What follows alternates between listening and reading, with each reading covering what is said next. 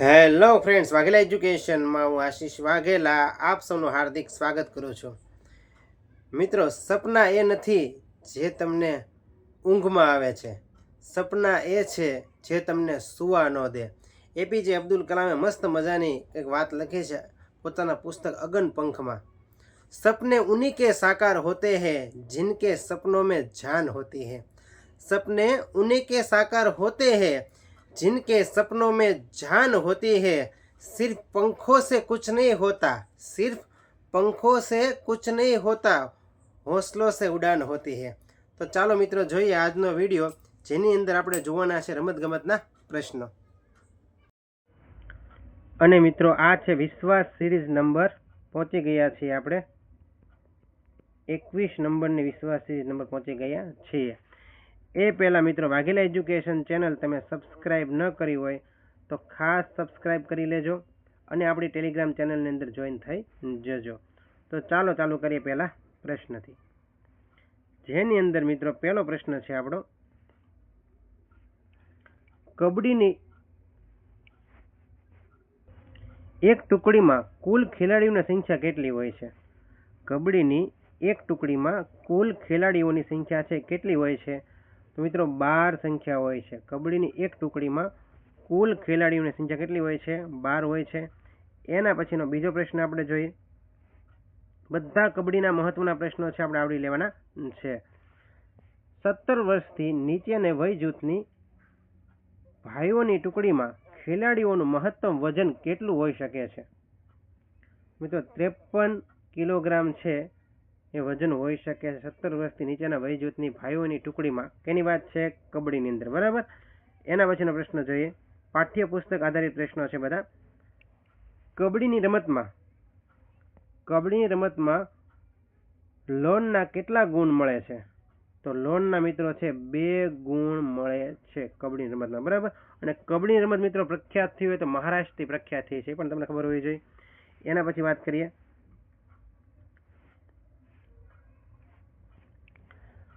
કબડ્ડી રમતમાં એક અર્ધ સમયમાં કેટલા ટાઈમ આઉટ લઈ શકાય છે? તો મિત્રો 2 છે ટાઈમ આઉટ લઈ શકાય છે. કબડ્ડી રમતમાં એક અર્ધ સમયમાં કેટલા ટાઈમ આઉટ લઈ શકાય? તો કે 2 ટાઈમ આઉટ લઈ શકાય છે. એના પછી વાત કરીએ, કબડ્ડી મૂળ કઈ પ્રજાની રમત છે? તો મિત્રો ભારતીય પ્રજાની રમત છે કબડ્ડી, બરાબર છે. એના પછીના પ્રશ્નની વાત કરીએ. ઇઝી પણ પ્રશ્નો છે અને સાથે સાથે આઈએમપી લાગે ખાસ લખતા જજો. એના પછીનો પ્રશ્ન, કયા એક દેશમાં કબડ્ડીની રમત પ્રચલિત નથી? જ્યાં મિત્રો રમત પ્રચલિત નથી ઓપ્શન આપણે જોવાના છે. જાપાનમાં છે, બાંગ્લાદેશમાં છે, મલેશિયામાં છે, જ્યારે ફ્રાન્સની અંદર છે કબડ્ડી રમત છે પ્રચલિત નથી. યાદ રાખજો, આવી રીતનો પ્રશ્ન પૂછાઈ શકે છે. એના પછી પ્રશ્નની વાત કરીએ, વર્ષો પહેલા પૂર્વ ભારતમાં કબડ્ડી રમત કયા નામે રમાતી હતી? તો હુડ્ડુ ડુડુ નામે રમાતી હતી. યાદ રાખજો, હુડ્ડુ ડુડુ. હવે હું આવે છે કબડ્ડી બોલતા જવાનું હોય છે. પહેલા કયા નામે રમાતી મિત્રો? હુડ્ડુ ડુડુ, બરાબર. એના પછી પ્રશ્ન જોઈએ આપણે,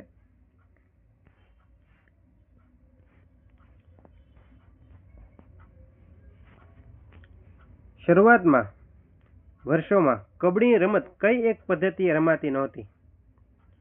તો જીવંત પદ્ધતિએ છે રમાતી નહોતી. મૃત પદ્ધતિ રમાતી, સજીવન પદ્ધતિ રમાતી, અમર પદ્ધતિ રમાતી હતી, બરાબર. ટૂંકમાં પ્રશ્ન બનાવો તો ગમે રીતે બની શકે છે. યાદ રાખજો, જીવંત પદ્ધતિએ છે રમાતી નહોતી. એના પછીના પ્રશ્નની વાત કરીએ,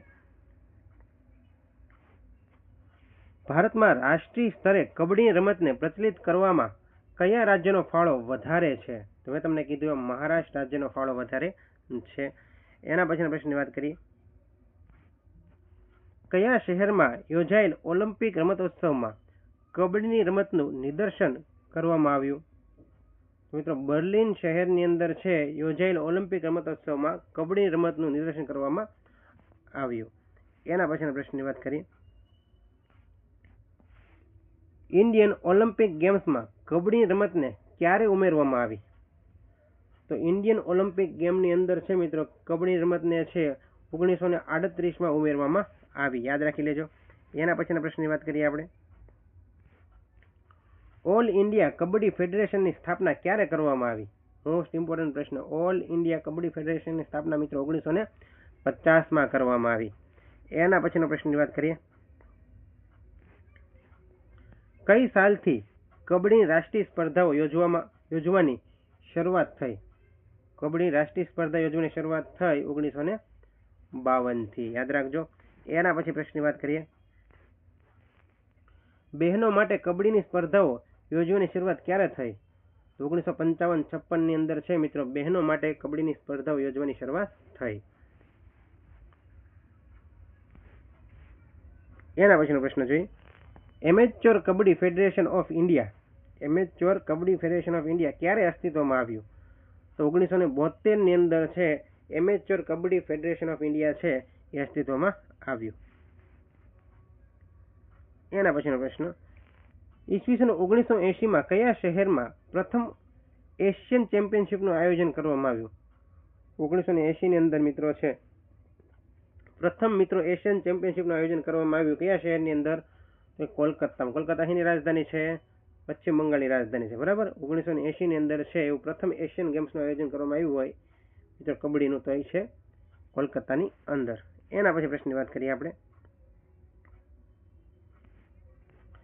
ક્યારે અને ક્યાં યોજાયેલી 11મી એશિયન ગેમ્સમાં કબડ્ડીનો વિધિવત સમાવેશ કરવામાં આવ્યો? વિધિવત સમાવેશ કરવામાં આવ્યો એ છે મિત્રો 1990માં બેઇજિંગ, ચીનમાં. ખાસ યાદ રાખી લેજો 1990 બેઇજિંગ, ચીનની અંદર.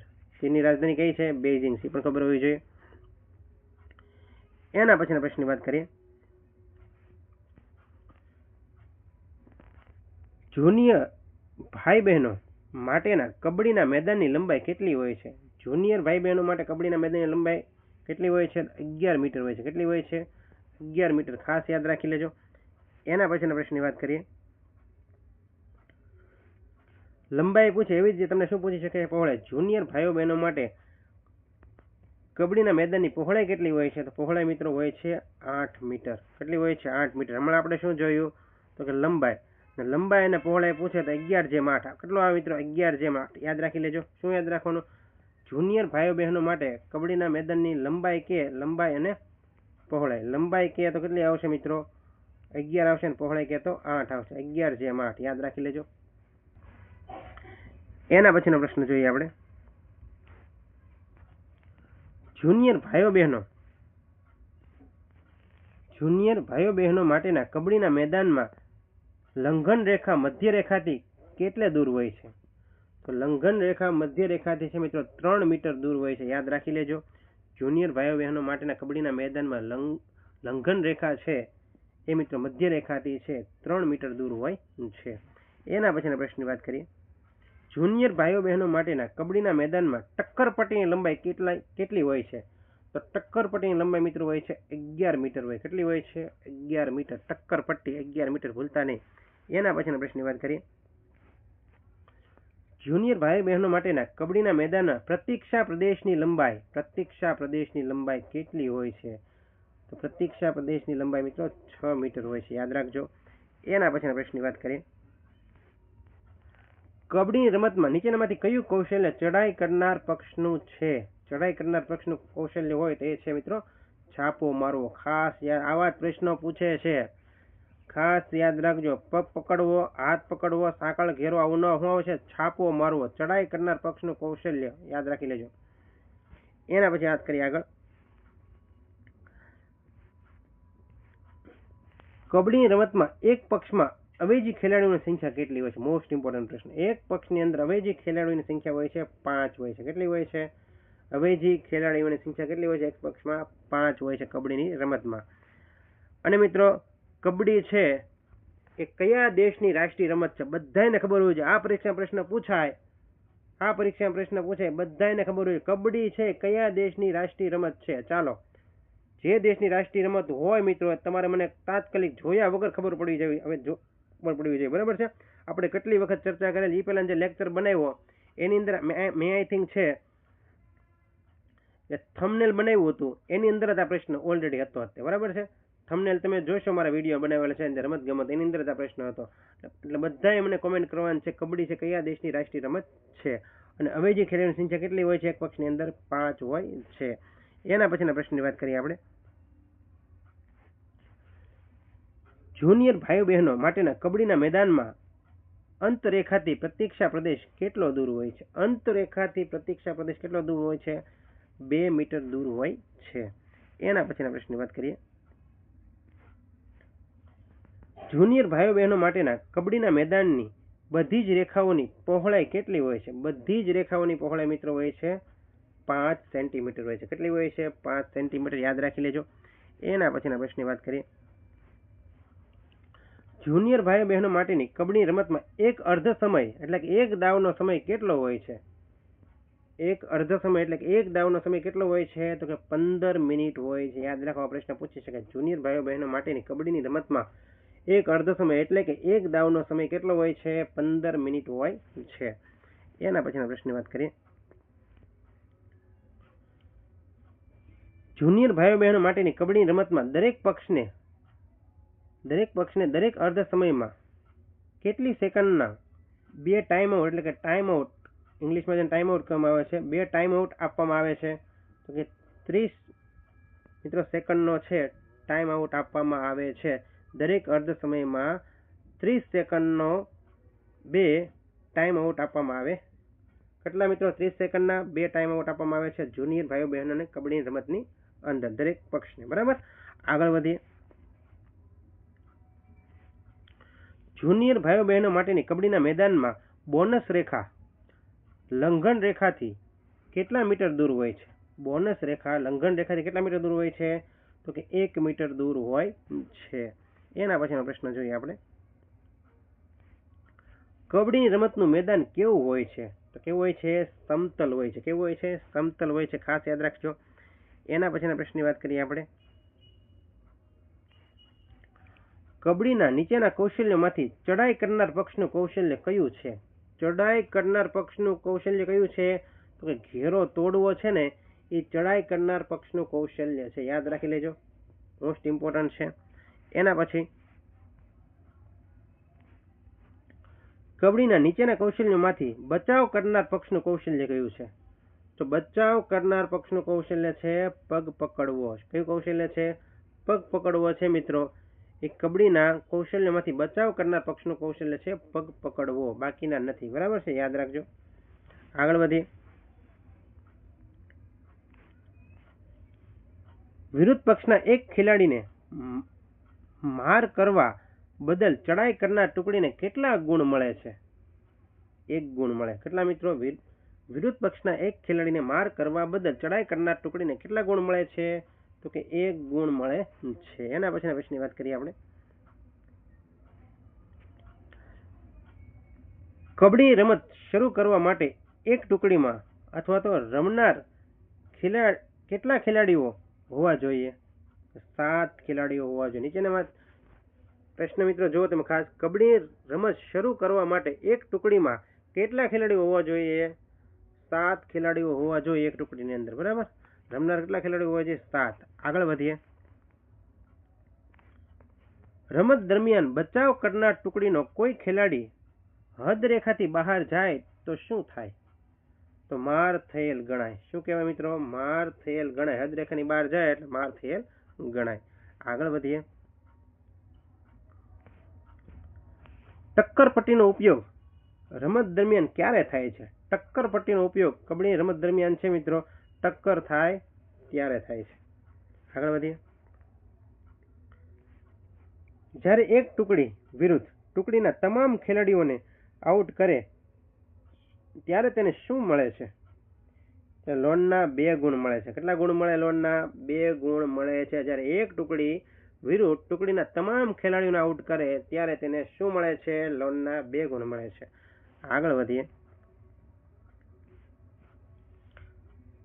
કબડ્ડી રમત દરમિયાન કોઈ પણ ટુકડી વધારે વધારે કેટલા ખેલાડીઓનું અવેજીકરણ કરી શકે છે?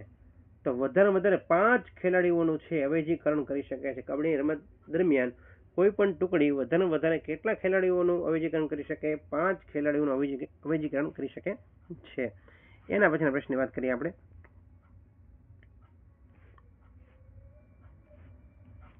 કબડ્ડી રમત દરમિયાન ખેલાડીઓને પંચ દ્વારા પીળા રંગનું કાર્ડ શા માટે બતાવવામાં આવે છે? પંચ દ્વારા પીળા રંગનું કાર્ડ છે શા માટે બતાવવામાં આવે છે? કામચલાઉ બરતરફી માટે 2 મિનિટ માટે. શું આવશે મિત્રો? કામચલાઉ બરતરફી માટે 2 મિનિટ માટે છે એ પીળા રંગનું કાર્ડ છે એ બતાવવામાં આવશે. ફરી એકવાર પ્રશ્ન જોઈએ આપણે. કબડ્ડી રમત દરમિયાન ખેલાડીઓને પંચ દ્વારા પીળા રંગનું કાર્ડ શા માટે બતાવવામાં આવે છે? કામચલાઉ બરતરફી માટે 2 મિનિટ માટે. બરાબર, આગળ વધીએ. કબડ્ડી રમત દરમિયાન આઉટ થયેલા ખેલાડીઓ ક્યાં બેસે છે? તો પ્રતીક્ષા પ્રદેશમાં બેસે. બરાબર, આગળ વધીએ. કબડ્ડીની રમતની શરૂઆત કેવી રીતે કરવામાં આવે છે?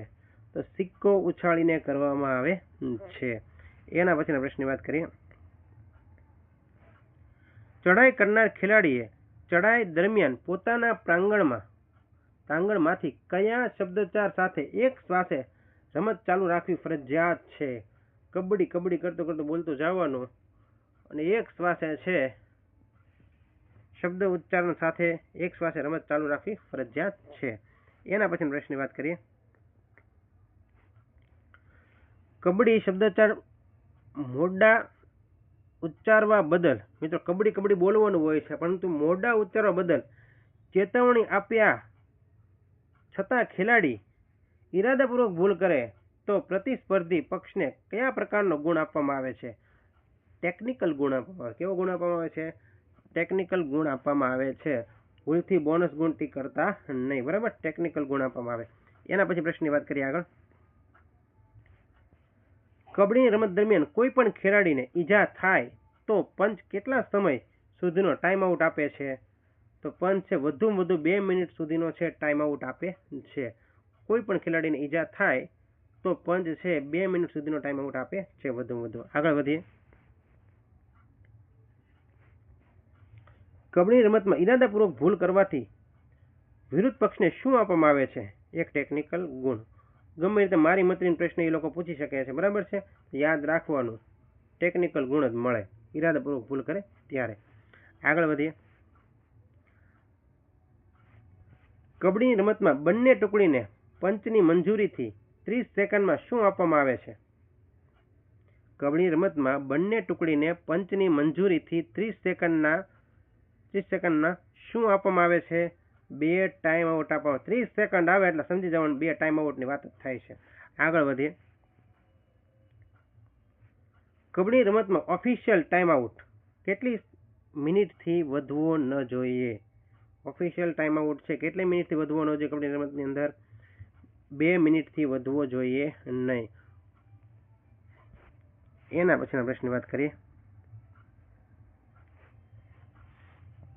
કબડ્ડીના નીચેના કૌશલ્યોમાં એક કૌશલ્ય બચાવ પક્ષનું છે. કયું છે? વ્યક્તિગત ઘેરો છે એક કૌશલ્ય બચાવ પક્ષનું છે. અને મિત્રો આપણે વાત કરીએ તો ચડાઈ કરનાર પક્ષના કૌશલ્યો અને બચાવ કરનાર પક્ષના કૌશલ્યો છે. હું તમને ચડાઈ કરનાર પક્ષના કૌશલ્યો બોલું છું. ચઢાઈ જે કરે એ પક્ષના કૌશલ્યની વાત કરું તો લંઘન રેખા ઓળંગવી. પહેલી વાત તો લંઘન રેખા ઓળંગવી. બીજું છે પગ વડે સ્પર્શ કરવો. ચડાઈ કરનાર પક્ષ જ્યારે સામે આપણે જઈએ ચડાઈ કરીએ ત્યારે શું શું થાય? કબડ્ડી રમે છે તને ખબર જ છે. બરાબર છે. તો ચડાઈ કરનાર પક્ષના કૌશલ્ય લંઘન રેખા ઓળંગવી, કેમ કે આડી જે લીટી દોરેલી હોય છે એને ઓળંગવાની હોય છે. બરાબર, લંઘન રેખા ઓળંગવી, પગ વડે સ્પર્શ કરવો, લાત મારવી, ઘેરો તોડવો અને છાપો મારવો. બરાબર, આ ચડાઈ કરનાર પક્ષનો. બચાવ પક્ષના કૌશલ્યની વાત કરું તો બચાવ પક્ષના કૌશલ્યની અંદર વાત કરું તો હું બોલું છું, એમને આપણે યાદ રાખો તો ખબર પડશે તમને.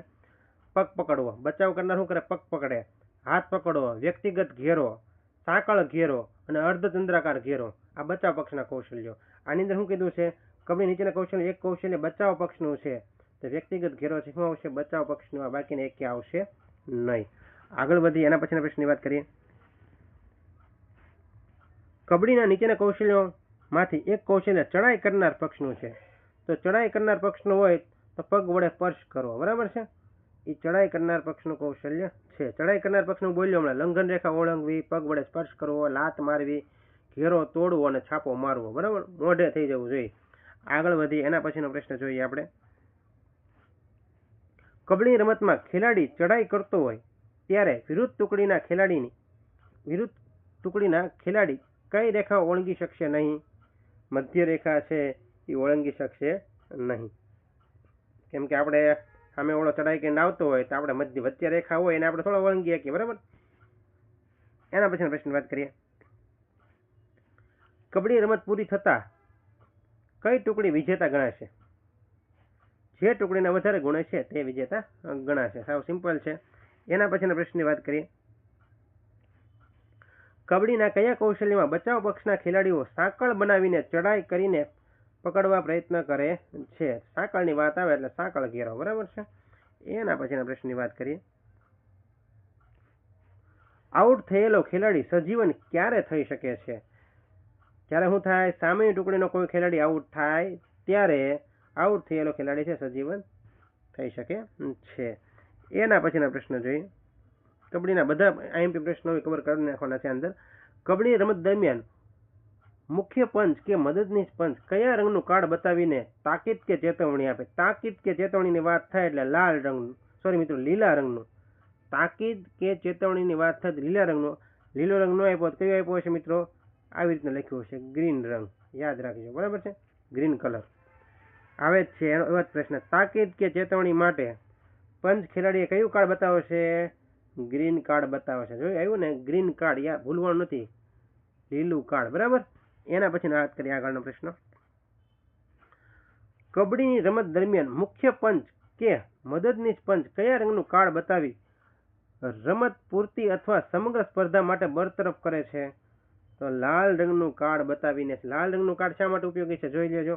રમત પૂરતી અથવા સમગ્ર સ્પર્ધા માટે બરતરફ કરે છે ત્યારે લાલ રંગનું કાર્ડ છે મુખ્ય પંચ કે મદદનીશ પંચ છે કાર્ડ બતાવે છે. એના પછી જો કાર્ડ ખાસ યાદ રાખજો. એક તો લીલા રંગનું કાર્ડ અને એક છે લાલ રંગનું કાર્ડ. ઓકે. એના પછીના પ્રશ્નની વાત કરીએ આપણે. વિરુદ્ધ પક્ષના ખેલાડીને ધક્કો મારનાર ખેલાડીને શી શિક્ષા થાય છે? વિરુદ્ધ પક્ષના ખેલાડીને ધક્કો મારનાર ખેલાડીને શી શિક્ષા થાય છે? તેને આઉટ આપવામાં આવે છે, આઉટ થઈ જાય, બરાબર. એના પછીના પ્રશ્નની વાત કરીએ. તો મિત્રો આ હતા મોસ્ટ ઇમ્પોર્ટન્ટ પ્રશ્ન. વિડીયો ગમ્યો હોય તો તેને લાઇક કરો, શેર કરો અને સબસ્ક્રાઇબ કરો, જેથી આવનારી અપડેટ તમને સમયસર મળતી રહે. Thank you friends.